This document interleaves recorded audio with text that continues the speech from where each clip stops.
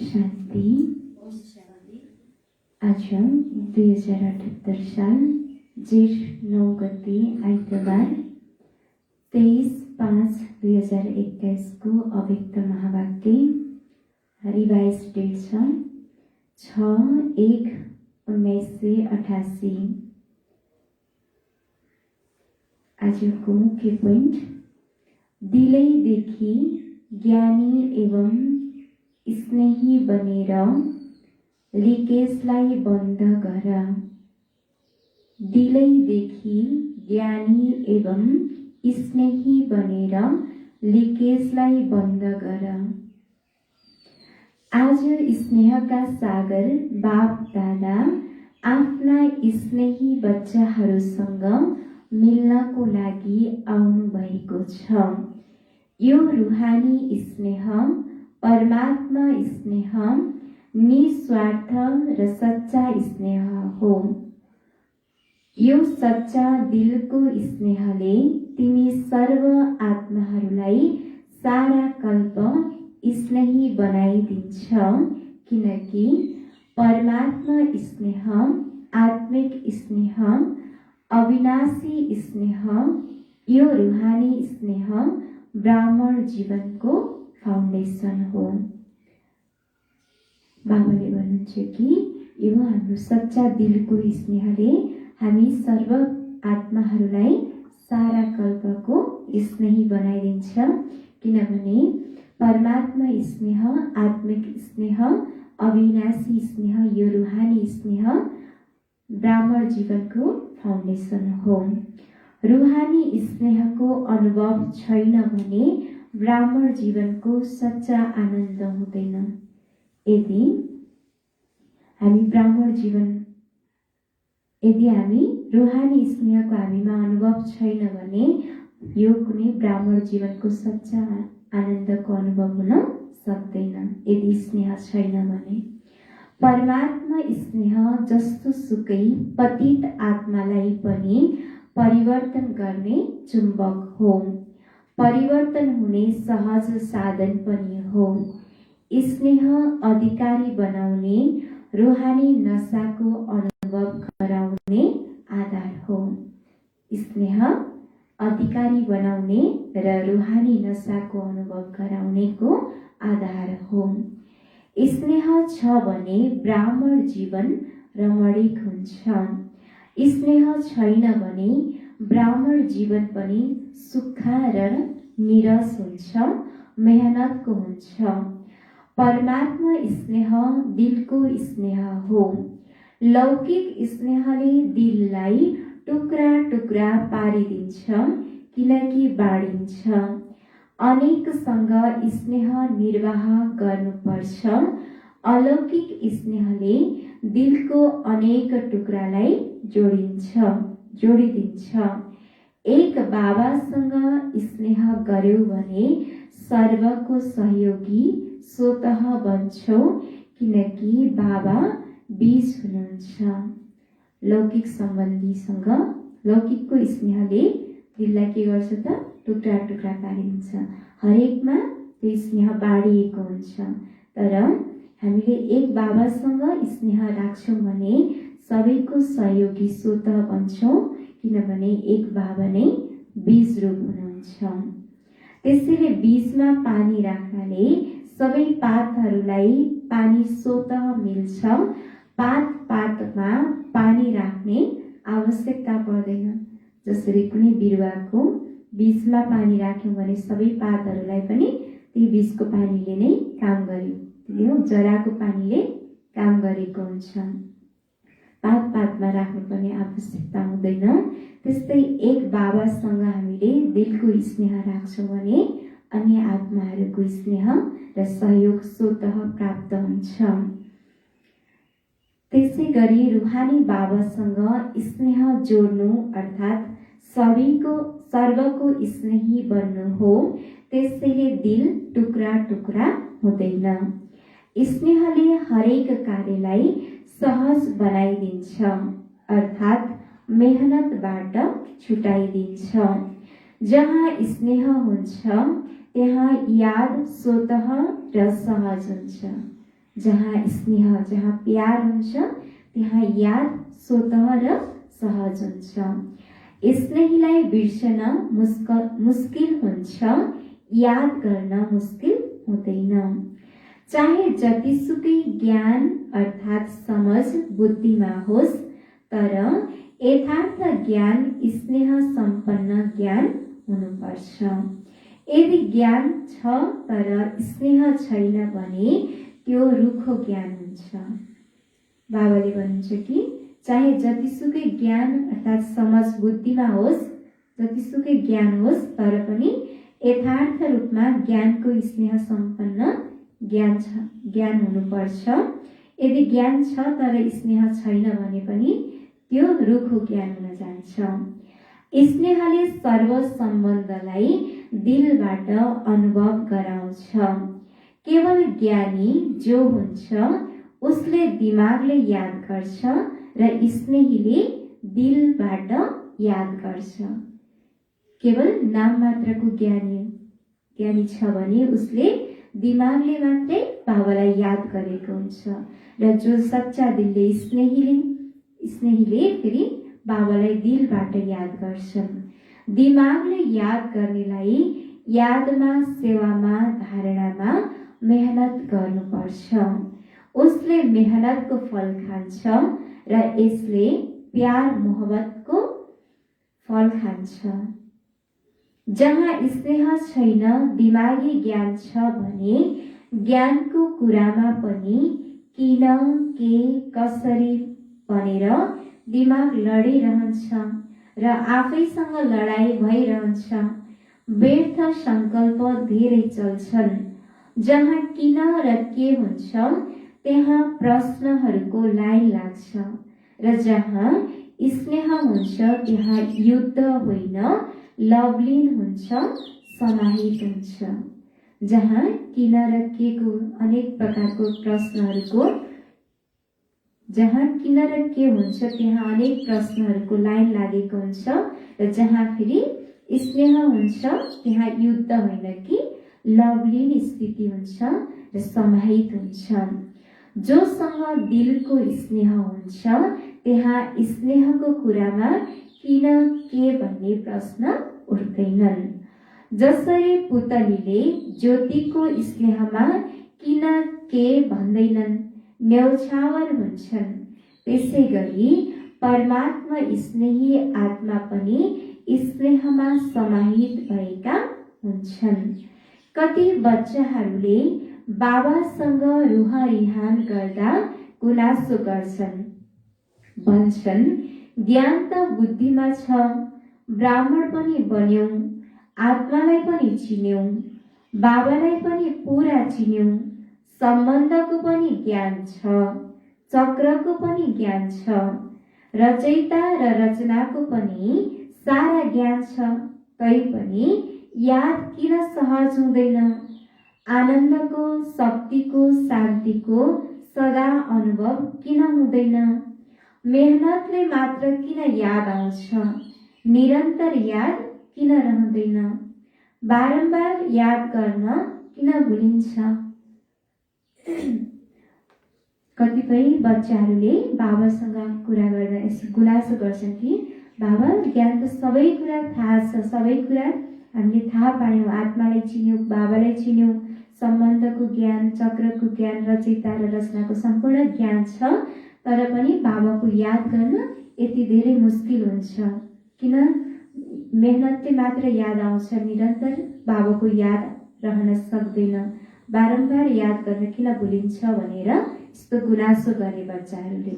यसको मुख्य कारण भनेको, यसको कारण हो ज्ञान दिमागसम्म छ, ज्ञानको साथमा दिलको स्नेह कम छ। यसको मुख्य कारण भनेको नै दिमागी ज्ञान। दिमागसम्म मात्रै ज्ञान छ, तर ज्ञानको यथार्थ गहिराईमा गएका हुँदैनन्। ज्ञानको साथमा दिलको स्नेह कम भएको हुनाले निरन्तर बाबाको याद रहन सक्दैन। दिमागी स्नेह छ, म बच्चा हुँ, उहाँ बाबा हुनुहुन्छ, दाता हुनुहुन्छ, विधाता हुनुहुन्छ, यस्तो दिमागी ज्ञान मात्र छ, तर यही ज्ञान जब दिलमा समाहित हुन्छ तब स्नेहको निशानी के देखाउँछन्? स्नेहको निशानी के देखाउँछन्? दिल। तब ज्ञान र स्नेह कम्बाइन्ड हुन जान्छ। ज्ञान बीज हो तर पानी स्नेह हो।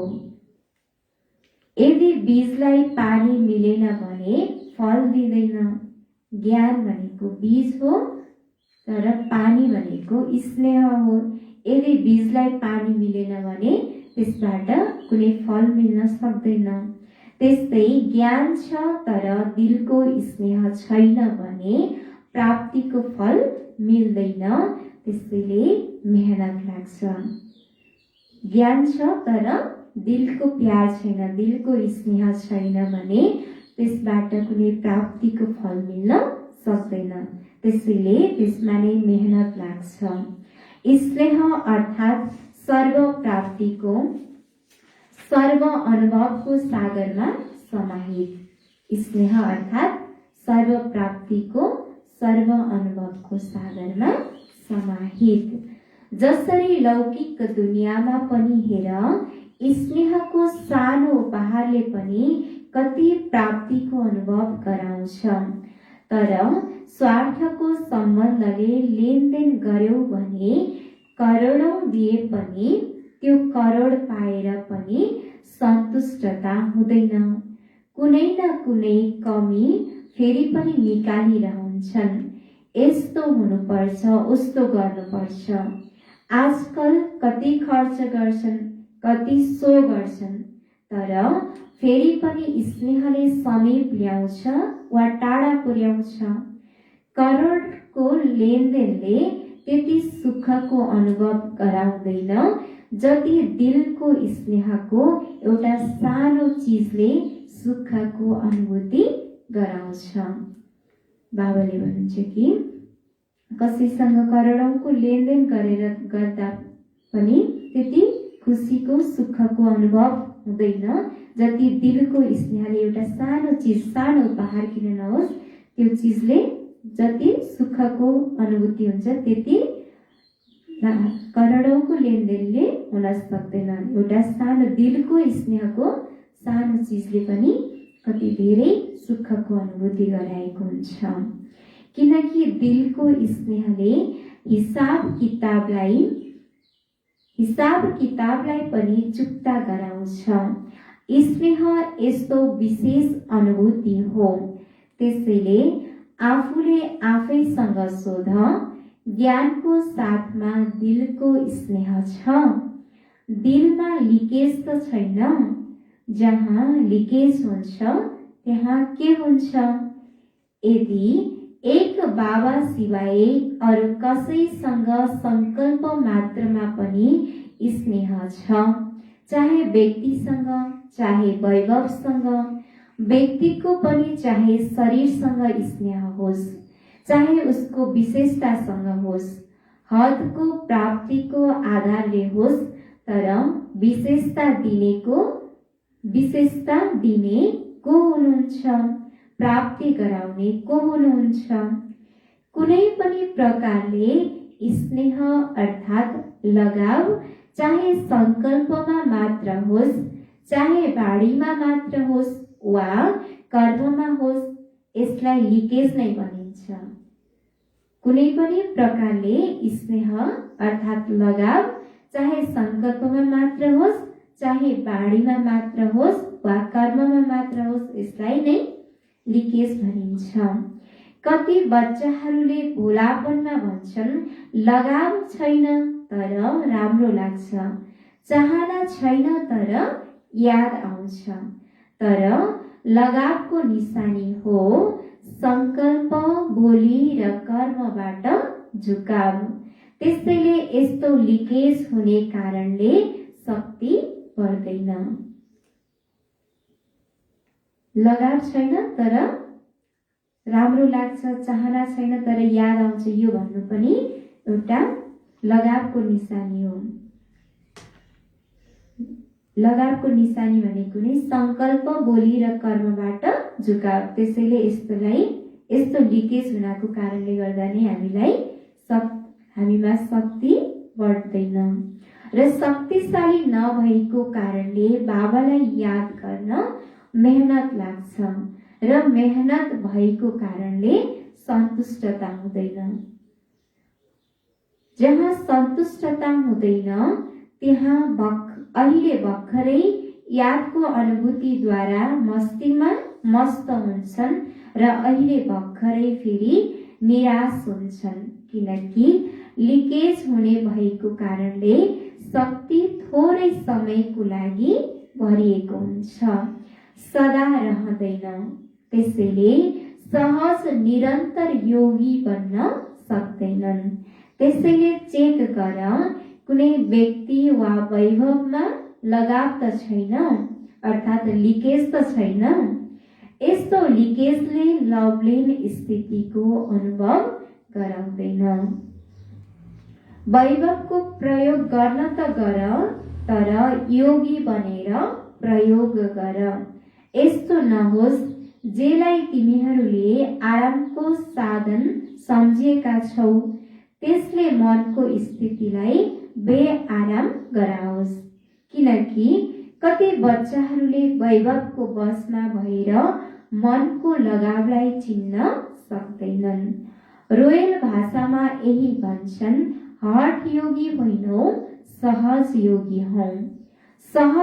सहज योगी बनेको त राम्रो हो, तर योगी हौ? बाबाले सोध्दै हुनुहुन्छ, सहज योगी बनेको त राम्रो हो, तर योगी हौ? जसले बाबाको यादलाई हलचलमा ल्याउँछ, अर्थात् आफूतर्फ आकर्षित गर्छ, झुकाव गर्छ, त्यस्तालाई योगी बनेर प्रयोग गर्ने भनिँदैन। किनकि बाबाको बनेको कारणले समय समयमा प्रकृति दासीले पनि वैभवको साधनहरूको प्राप्ति बढाउँदै गइरहेको छ। अहिले 18-19 वर्षभित्र कति प्राप्तिहरू भइरहेका छन्। सबै आरामका साधनहरू बढ्दै गइरहेका छन्, तर यी प्राप्तिहरू पनि बाबाको बनेको फलको रूपमा मिलिरहेको छ। त्यसैले फललाई खाँदा बीजलाई नबिर्सिनु।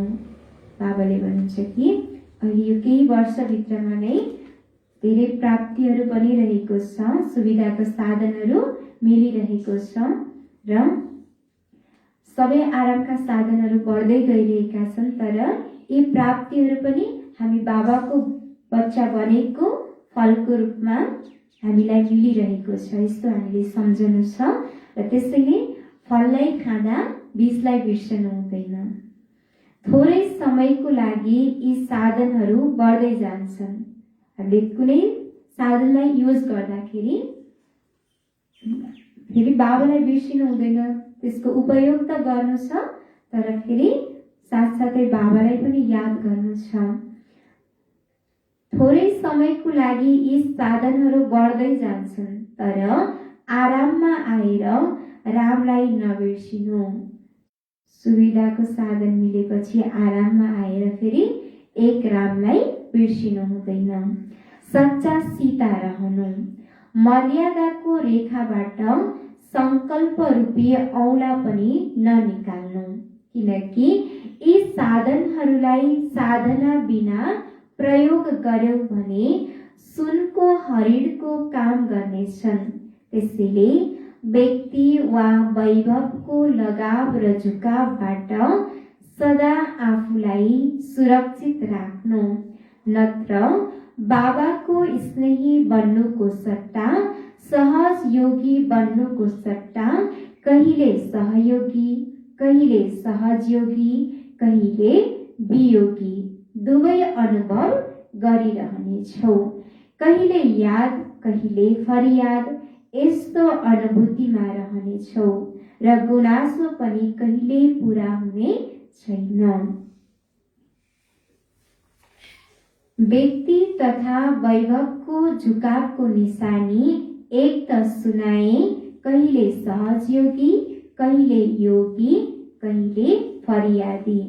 दोस्रो कुरा, यस्ता आत्माहरूलाई प्राप्त सबै थोक हुन्छ, चाहे साधन, चाहे सहयोग, चाहे स्नेह, तर लिकेज हुने भएकाले प्राप्ति भएर पनि कहिल्यै सन्तुष्ट हुँदैनन्। बाबाले व्यक्ति तथा वैभवको झुकावको निशानी एक बताउनुभयो कि पहिलो बताउनुभयो कहिले सहयोगी, कहिले योगी र कहिले फरियादी, र दोस्रो कुरा यस्ता आत्माहरूलाई प्राप्त सबै थोक हुन्छ, चाहे साधन, चाहे सहयोग, चाहे स्नेह, तर लिकेज भएको कारणले गर्दा प्राप्ति भएर पनि कहिले पनि सन्तुष्ट रहन सक्दैनन्। त्यस्ताको मुखबाट सदैव कुनै न कुनै प्रकारको असन्तुष्टताको बोली नचाहेर पनि निस्किरहन्छ। फेरि अरूले यस्तो अनुभव गर्छन्, यिनलाई धेरै मिलेको छ, यिनलाई जस्तो कसैलाई मिलेको छैन, तर त्यो आत्माले भने सदा आफ्नो अप्राप्तिको दुःखको वर्णन नै गरिरहन्छ। मानिसहरूले भन्छन् यिनलाई जस्तो सुख कसैलाई छैन, तर उसले भन्छ म जस्तो दुखी कोही छैन, किनकि मानव हावाको बेलुन हो, जब बढ्छ धेरै माथि जान्छ, जब खत्म हुन्छ अनि कहाँ झर्छ। उडिरहेको हेर्न कति सुन्दर लाग्छ, तर अल्पकालको हुन्छ। कहिल्यै आफ्नो भाग्यबाट सन्तुष्ट हुँदैन, सदैव कसै न कसैलाई आफ्नो भाग्यको अप्राप्तिको निमित्त बनाइरहन्छ। यसले यस्तो गर्छ, यो यस्तो छ, त्यसैले मेरो भाग्य नभएको हो भन्छ। भाग्य विधाता भाग्य बनाउनेवाला हुनुहुन्छ। जहाँ भाग्य विधाताले भाग्य बनाइरहनु भएको छ, त्यस परमात्मा शक्तिको अगाडि आत्माको शक्तिले भाग्यलाई हल्लाउन सक्दैन। अहिले यो वर्तमान समयमा भाग्य विधाता बाबा आएर हाम्रो भाग्य बनाइरहनु भएको छ, र कतिपयले मेरो भाग्य फलानुले गर्दा मेरो भाग्य भएन, हुन दिएन, यस्तो भनेका हुन्छन्। र त्यस परमात्मा शक्तिको अगाडि आत्माको शक्तिले पनि भाग्यलाई हल्लाउन सक्दैन। स्वयं भाग्य विधाताले हाम्रो भाग्य बनाइरहनु भएको छ। यो भाग्यको रेखा खिच्नेको कलम अहिले हाम्रै हातमा छ। जति लामो भाग्यको रेखा खिच्न सक्छौँ हामीले खिच्न सक्छौँ। यी सबै बहानाबाजी हुन्, उड्ती कलाको बाजी आउँदैन, त्यसैले बहानाबाजी धेरै गर्छन्।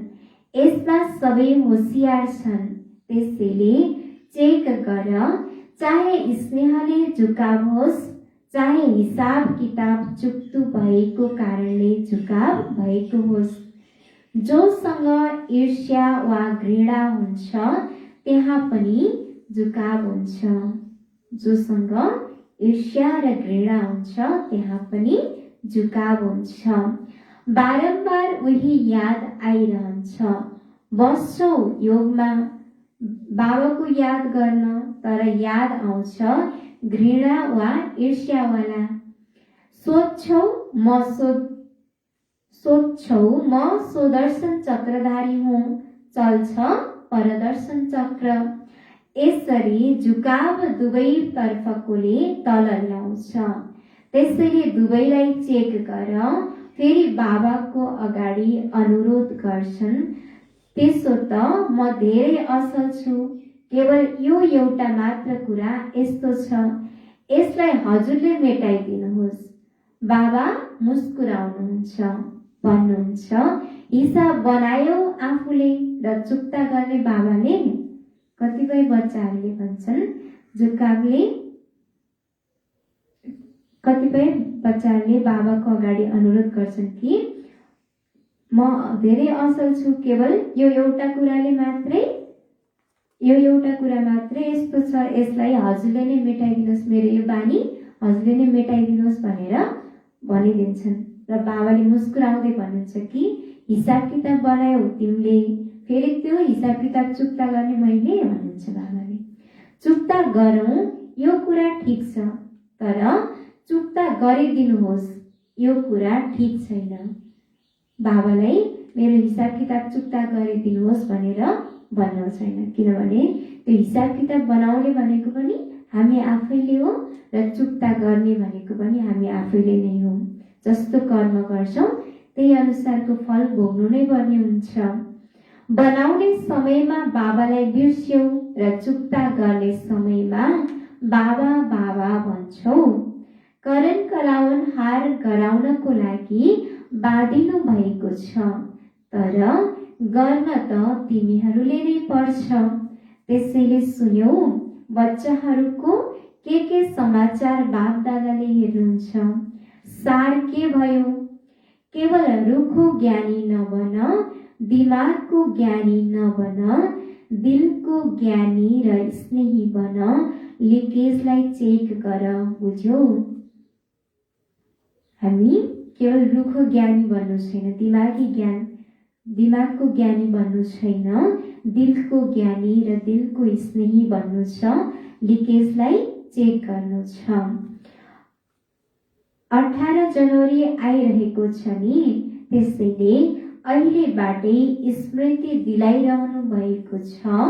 जुन 18 जनवरीको दिन सदा समर्थ दिवस मनाउन सकियोस्, बुझ्यौ? केवल जीवनी सुनाएर नमनाउनु, समान जीवन बनाउनको लागि मनाउनु। ब्रह्मा बाबाको जीवन 18 जनवरीको दिन सदा समर्थ दिवस मनाउन सकियोस्, केवल ब्रह्मा बाबाको जीवनी सुनाएर मात्र होइन कि जीवन सुनाएर मात्रै मनाउनु छैन, ब्रह्मा बाबा समान जीवन बनाउनको लागि मनाउनु छ। अच्छा, सदा व्यक्ति वा वैभवको झुकावदेखि न्यारा बाबाको स्नेहमा समाहित हुने, सदा यथार्थ ज्ञान र दिलको स्नेह दुवैमा कम्बाइन्ड स्थितिको अनुभव गर्ने, सदा योगी बनेर साधनाको स्थितिद्वारा साधनहरूलाई कार्यमा लगाउने, सदा स्नेही दिलमा समाहित बच्चाहरूलाई दिलाराम बाबाको याद प्यार एवं नमस्ते। हामी रुहानी बच्चाहरूको रुहानी बाबालाई याद प्यार नमस्ते।